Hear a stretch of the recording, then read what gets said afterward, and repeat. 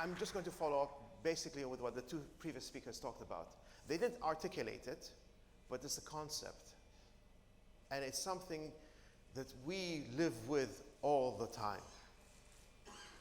And it's a very hard concept because it's so easy to destroy from within, and it can be used from outside to destroy you. That's risk. Both of the speakers talked about, the previous speakers, forgive me, I don't want to take away from your thunder. But if you understand the concept of risk and how it fits with what you do, then you are one step ahead of others. Because nothing can deter you more than risk. Now, when we think about the word risk, it's a very genetic thought process. And you're saying, what makes it different? What makes it harder or easier?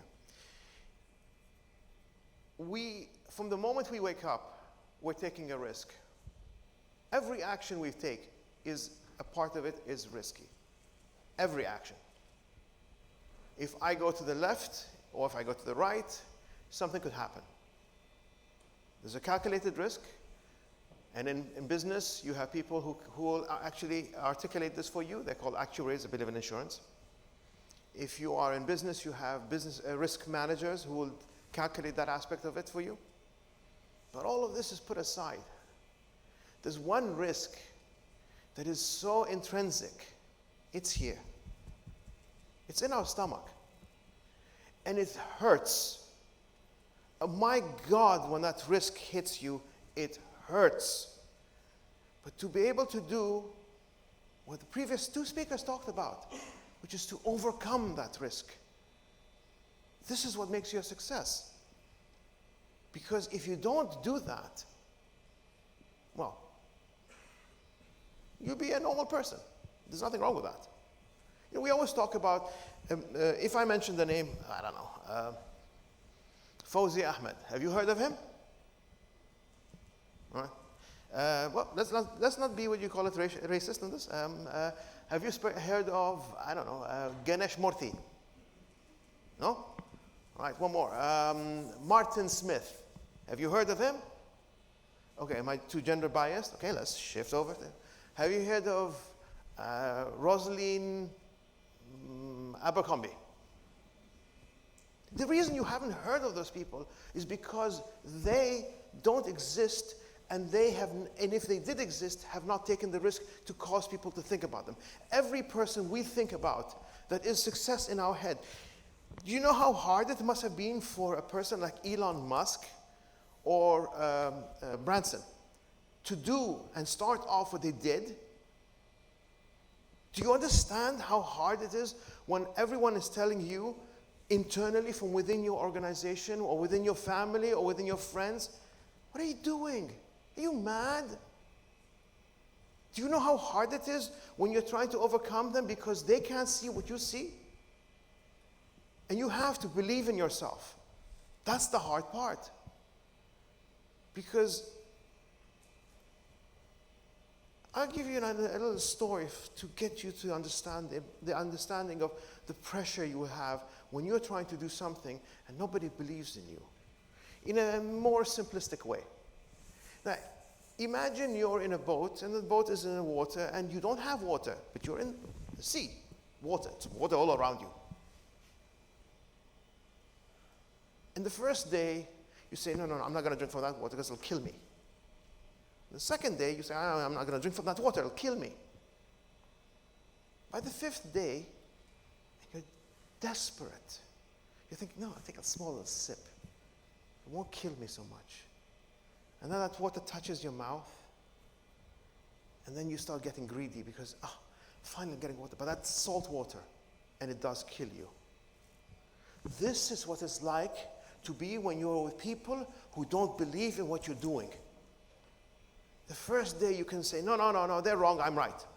The second day after that, I'm wrong, okay, maybe they're right. The third day, I'm still right, but I'm listening to them. And by the fifth or seventh day, you're going, maybe they're right. What's wrong with me? And you give it up. Because it's very hard to overcome when you're in an environment that's around you that tells you that you're wrong and they're right. And that's risk. I need to take that risk because I want to do something that nobody else is doing, nobody else has thought of. And you know what? This is the weird part. After you've accomplished that, then everyone goes around you. I promise you, you would hear this. Oh, wow. Why didn't I think of that? And you're going, just sort of, and there's a few words I'd like to use, but I can't use it here. And you're thinking, where the hell were you when I was trying to do that? What was your support? Where were you? If you thought it was so easy, why weren't you supporting me? If you thought that idea was so easy and you could have came up with it, why didn't you? Because I took the risk. You didn't. I challenged myself and then I challenged the world. Can I do this when nobody else can? It doesn't have to be a world-breaking idea. That's great. But it has to be something that you want to do, that you are driven to do, that you want to become significant in. These are concepts and ideas that we become very challenged to try to overcome. And as I said, sadly, it'll be the people around you who are the ones who come in and tell you, you can't do this and it's not possible. If you want to see risk happen every day, this type of risk, I say to my friends and people who listen to me on this thing, for those who don't believe in God, if you drive in India, specifically Mumbai or Delhi, you will believe in God. Because you don't know how the hell are you not hitting one another? Are you not crashing into one another? But now I'm going to take it back one level lower and think, as I'm driving in that car, every decision I'm taking is a risk. I could hit a person. I could hit another car. I could be hit by another car. And I'm making these quick calculations in my head all the time.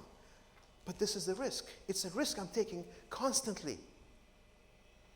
This is a small risk. Now I'll take you to a higher risk. Have you seen, did any of you watch Formula One cars? Okay. Do you know how hard it is to drive 300 kilometers an hour and in a second, and then literally a second, drop a few gears and go in a corner from 300 kilometers down to 60? And you have to do that perfectly every time. Not once, not twice, every time. That's a risk. But you know what? That risk is even a degree lower. Because before you become a Formula One car driver, you have to go through several layers and you are learning. And what you're doing is you're prepping your head in terms of how it happens. The next step behind that, when you're doing that risk assessment and you're driving, is when you get to the point where you're Formula One, the weekends of Formula One are 3 days. And the first day is the most important day. You know what the first day is? The first day is a practice. You're going through the circuit. And what your head is doing, what your mind's doing, is you're calculating every point. I need to go here, I need to do this, I need to do that. I need to speed up here, I need to decrease my speed over here. I need to take that turn at this angle. And it's a calculation you're doing because you've already processed this. This is important. Because the next day after that is qualification, and the next day after that is the race. But if you don't do that, go around the circuit, you won't know what point do I turn, what point don't I turn. Now, before you even get to that point, you have a lot of simulators. And you will get into those simulators, and these Formula One drivers will get into these simulators and they'll do it. And they repeat it again and again and again and again until it becomes like the back of their hand. They know it so well. But being in a simulator and being on the real track itself are two different things. It's very hard and it's very different. But in all the case you're doing this, again, you're assessing. The mind is doing an assessment, a risk assessment. Here, I step on the accelerator here, I hit the brakes here, I turn here, I don't.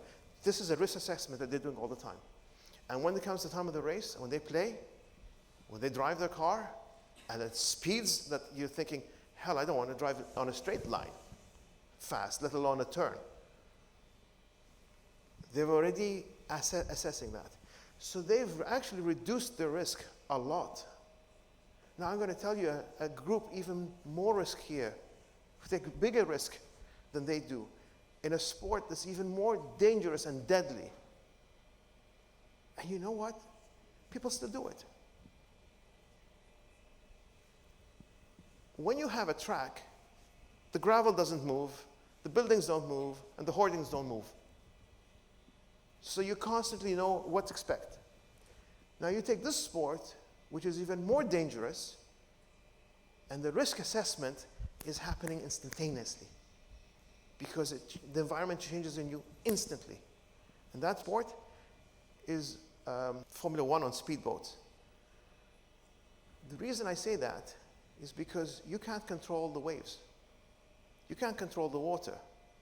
There is no fixed environment.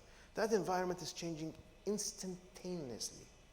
And you have to instantaneously fix how you're going to assess every risk that happens towards you. It's coming towards you. And not at slow speeds. These are incredible speeds. And you have to start thinking, when do I take this turn? When do I stop here? Do I decelerate? Do I accelerate? How do I do this? This is an example of risk-taking that we will encounter. I wanted to give you something that is less conductive of business. The reason I say that, because in business, you're thinking it's a better environment, easy environment, I can fix and move. But we take risks all the time.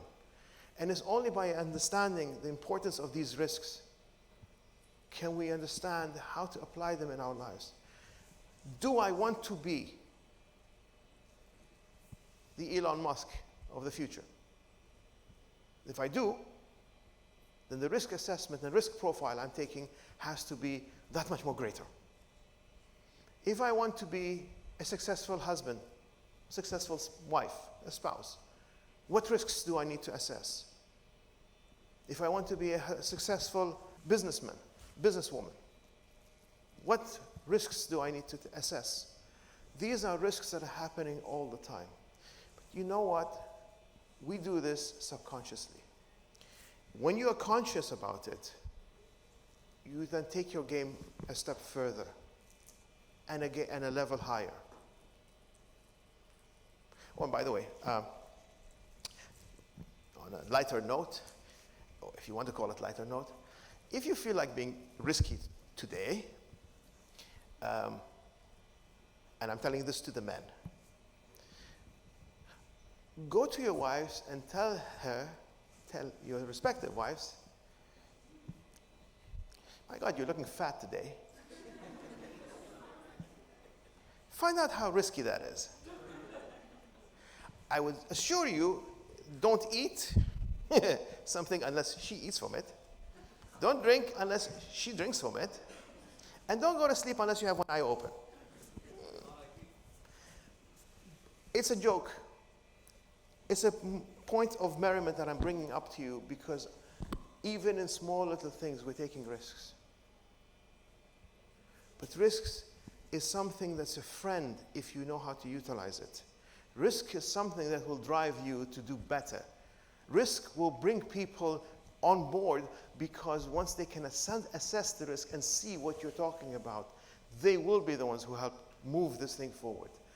When we understand that, this is how you utilize risk. I'm going to leave you with this inspiring, and I hate the fact that I'm actually going to give a quote from a slogan of a football team I don't like, but still. They have a beautiful slogan. When you watch them play, it says, "To dare is to do." And this is the point a lot of people don't understand. They want to get the result, but they don't want to put the effort in. They don't want to go through all the pain and the headaches and the problems to get to where they want to get to. if you understand risk, if you utilize risk as a friend rather than an enemy, you will succeed. And the more important point about to get to the point of succession, to succeed, is how can I utilize all of what I'm given to get to that point. You need a good environment. You need a good friends around you. But more important, you need to believe exactly what our previous two talkers talked about. You need to believe in yourself. Believe in the idea. Because without that, nothing happens.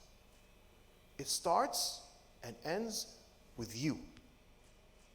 What do you want? Thank you.